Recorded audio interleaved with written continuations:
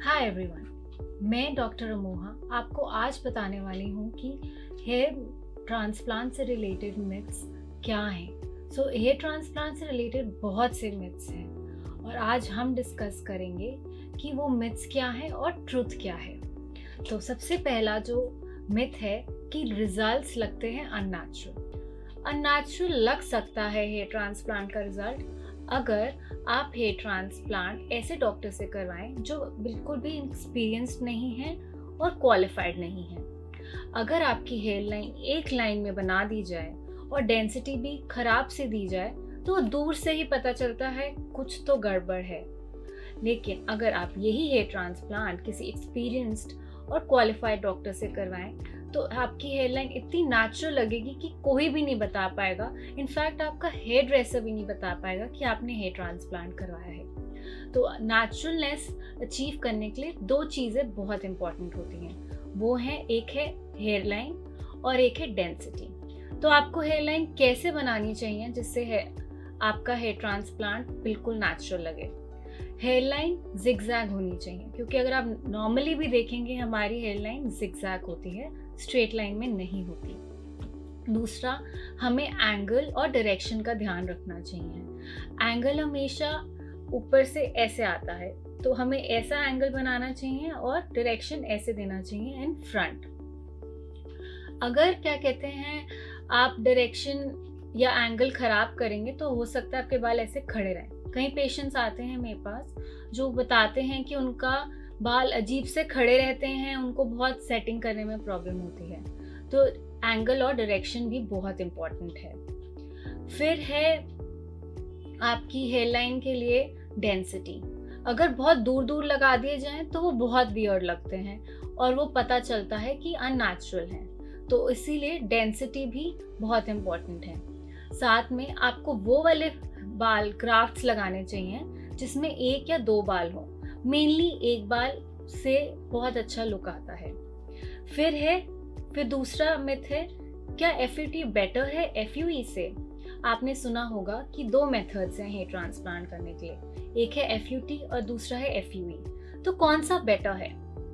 तो आप मुझे बता सकते हैं कि दिल्ली बेटर है कि बॉम्बे? नहीं ना, कोई कहेगा दिल्ली बेटर है, कोई कहेगा बॉम्बे बेटर है। तो इसी टाइप से कोई कहेगा एफयूटी बेटर है, कोई कहेगा एफयूई बेटर है, but there is no winner. So winner इसमें कोई भी नहीं है। एफयूटी के खुद काफ़ी प्रोज एंड कॉन्स हैं और एफयूई के भी प्रोज एंड कॉन्स हैं। जो एफयूटी का सबसे बड़ा कॉन है वो है कि उसमें आपको कट मारना पड़ता है और आपको उसके बाद सूचर्स देने पड़ते हैं जो पेशेंट्स प्रेफर नहीं करते। एफयूई में आपको कटिंग नहीं है और सूचर्स भी नहीं है, 1 बाय 1 करके बाल निकाला जाता है। लोग कहते हैं एफयूई में रिजल्ट्स कम आते हैं। एक्चुअली एफयूई थोड़ा नया प्रोसीजर है। शुरू में लोगों को अच्छे से करना नहीं आता था, तो लोग अच्छे से अपनी रूट्स नहीं निकाल पाते थे, जिसकी वजह से रिजल्ट्स कम आ सकते थे। लेकिन अब इसमें इतनी डेवलपमेंट हो गई है और लोग इतना एक्सपीरियंस हो गए हैं डॉक्टर्स कि अब वो अच्छे से रूट्स निकालते हैं और वो क्वालिटी रूट्स होते हैं तो रिजल्ट्स भी अच्छे आते हैं। मैं अराउंड 10 ईयर्स से एफयूई कर रही हूँ और मेरे पेशेंट्स के रिजल्ट्स काफ़ी अच्छे हैं। फिर हम बात करते हैं HT means that you can get somebody else's hair. अगर ऐसा होता तो क्या कहते हैं, तो बात ही क्या थी। ऐसा नहीं कर सकते। मेरे पास यूजुअली 2 पेशेंट्स आएंगे, मतलब एक पेशेंट आएगा और एक उसका फ्रेंड आएगा। पेशेंट कहेगा मेरा ये बेस्ट फ्रेंड है, इसके देखिए कितने अच्छे बाल हैं, आप प्लीज़ थोड़े से निकाल के मेरे में लगा दीजिए। ये भी पॉसिबल नहीं है, क्योंकि आपकी बॉडी किसी भी फॉरेन चीज़ को एक्सेप्ट नहीं करती और उसे रिजेक्ट कर देती है, इसीलिए ये पॉसिबल नहीं है। लिवर भी अगर आप लिवर ट्रांसप्लांट भी करवाने जाएं तो वो भी आपकी बॉडी रिजेक्ट करती है। उसके लिए आपकी इम्यूनिटी को सप्रेस किया जाता है, जिसके बहुत से कॉम्प्लिकेशंस हैं। But in hair transplant it's about the look, it's not about saving your life. तो हम आपकी एस्थेटिक रीजंस की वजह से आपकी को इतने कॉम्प्लिकेशंस नहीं बेयर करने देंगे, मतलब नहीं करने चाहिए। इसीलिए इट्स नॉट एडवाइजेबल कि आप किसी और के बाल लगाएं, and it is totally not possible. you will get a very bad reaction and a bad complication. फिर है only one hair transplant surgery session is required. हाँ, अगर आपका बहुत कम एरिया है तो एक सेशन में हम कोशिश करते हैं अच्छी सी डेंसिटी दे दें और अच्छे से कर दें, जिससे क्या कहते हैं आपकी लुक बन जाए. लेकिन अगर आप ग्रेड 6, 5, 7 ग्रेड बॉलनेस हैं तो वो उसमें आपको डेंसिटी इतनी वन सेशन में नहीं हो सकता, क्योंकि एक लिमिटेशन है कि हम कितने ग्राफ्ट एक डे में निकाल सकते हैं बिना आपका डोनर एरिया खराब करे. अगर हम उससे ज़्यादा निकालने की कोशिश करें तो आपका पीछे का खराब हो जाएगा, और अगर एक बारी पीछे का खराब हो गया तो आप कितने भी पैसे लगा लें, आप कितने भी डॉक्टर से मिलें, वो कभी ठीक नहीं हो पाएगा.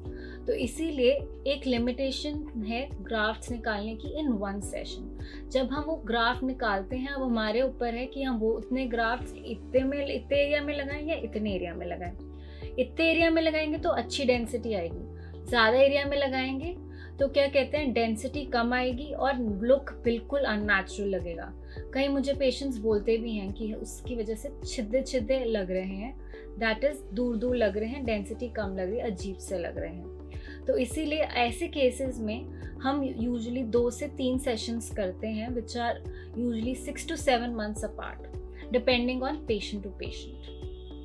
Then another myth is HT is always an option for hair loss. Not really. It cannot be an option for all type of hair loss or hair thinning. तो अगर हमारे पास बहुत थोड़े से पेशेंट आता है जिसकी बहुत थोड़ी सी थिनिंग है, उसके लिए हम मेडिकेशंस और दूसरी मोडालिटीज़ जैसे PRP, मीज़ोथेरेपी दे कर सकते हैं. हेयर ट्रांसप्लांट नहीं कर सकते उन केसेस में. द रीज़न भी, अगर आप जड़ के ऊपर, अगर कोई वीक जड़ भी होगी उसके ऊपर दूसरी जड़ लगाएंगे, you will lose both the roots. So it is a loss situation for you. It is not a win-win situation. In this situation क्या कहते हैं आप दोनों ही जड़ें लूज कर देंगे और आप कुछ भी आपका फ़ायदा नहीं होगा. तो जड़ के ऊपर जड़ नहीं लगती. तो ऐसे केसेस में हम मेडिकेशन से उन जड़ों को हेल्दी करेंगे या PRP मीज़ो से. ऐसा कुछ भी प्रोसीजर नहीं है कि ऐसे हेयर ट्रांसप्लांट ऐसा प्रोसीजर नहीं है कि हम हाथ फेरें और बाल आ जाएं. You will regain the hair density of your youth. Oh, that is again not possible. It is also a very common myth. People think कि क्या कहते हैं एकदम वैसे हो जाएंगे जैसे हमारे यंग टाइम में थे. नहीं हो सकते, क्योंकि आपके अगर फॉर एग्जांपल सिर में 10 बाल हैं, हम उसको 10 से 20 नहीं कर सकते. 10 हैं तो अगर उसमें से 2 उठा के यहाँ लगा दें, आई मीन 10 मैं आपको एग्जाम्पल दे रही हूँ. अगर हम चलिए 100 का एग्जाम्पल लेते हैं, आपके सिर में 100 बाल हैं, वो 100 से 300 हम हेयर ट्रांसप्लांट से नहीं करने वाले. 100 में से 50 उठा के यहाँ लगा देते हैं. तो it is just a rearrangement of your hair.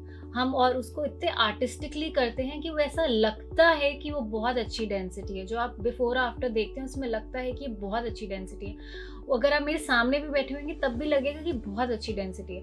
लेकिन कोई पास से जाके देखेगा और ऐसे ऐसे करके देखेगा या आपको कोई ऑयल लगाएगा तो उनको रियलाइज़ होगा कि नहीं, इतनी अच्छी डेंसिटी नहीं है जितनी लग रही है. तो ये एक आर्ट है कि हम इस वे से आपके बाल लगाते हैं कि वो डेंसिटी बहुत हाई लगे. देन फिर एक और मिथ आता है कि hair transplant can affect your brain. Okay, this is also a very common myth. Hair transplant cannot affect your brain. Imagine there is a building of 10 floors and your brain is in the basement. तो आपका जो काम हो रहा है वो हो रहा है टॉप मोस्ट फ्लोर पे और आपकी ब्रेन बेसमेंट में है. तो आपकी ब्रेन को कोई इफेक्ट नहीं होता. हम आपकी जो भी मेडिसिन जो भी लगाते हैं, सुन करने के लिए जो भी एनेस्थीसिया दिया जाता है, वो सिर्फ स्किन में देते हैं, नीचे बेसमेंट तक वो पहुंचता ही नहीं है. तो आपकी ब्रेन में कोई इफेक्ट नहीं होता है. इनफैक्ट वो आपकी ब्लड स्ट्रीम्स में भी नहीं जाता. Hair transplant is very painful. Well, pain is very subjective. Some patients will tell me हमें तो कोई पेन हुआ ही नहीं. Some patients will be like ma'am हाँ हमें तो पेन हुआ. हम हेयर ट्रांसप्लांट में आपके एरिया जहाँ हमें ट्रांसप्लांट करना है उसे सुन कर देते हैं, बैक एंड साइड्स और फ्रंट. अब उसको सुन करते हुए इंजेक्शंस देने पड़ते हैं जो कि आपकी हेयर, जिनकी निडल्स हेयर जितनी पतली होती हैं. तो वो उसमें जितना भी पेन होता है वो ही पेन होता है, उसके बाद आपको कुछ पता नहीं चलता। आप बैठ के टीवी देख सकते हैं, मोबाइल देख सकते हैं, जो मर्जी करना चाहते हैं कर सकते हैं, वो आपको नहीं पता चलेगा। तो वो जो पेन है वो अब सब्जेक्टिव रहता है, कई लोगों को नहीं इतना लगता, कईयों को थोड़ा ज़्यादा लगता है। उसको मिनिमाइज करने के लिए हम आपको वाइब्रेटर यूज़ करेंगे, आइस रोलर्स यूज़ करते हैं, जिससे क्या कहते हैं उसको वो मैनेज हो जाए पेन। हिट जब उसका फिर आप पूछेंगे असर उतरने के बाद कैसा रहता है। असर उतरने के बाद ऐसा पेन रहता है कि आप पेन किलर लेंगे तो वो पेन मैनेज हो जाता है। So yes, it is not very painful procedure. Then is it a very costly procedure? It use to be very costly. अगर हम देखें 10-20 साल पहले ये प्रोसीजर बहुत कॉस्टली होता था और काफ़ी लोग इसे अफोर्ड नहीं कर पाते थे, but now it is pretty affordable.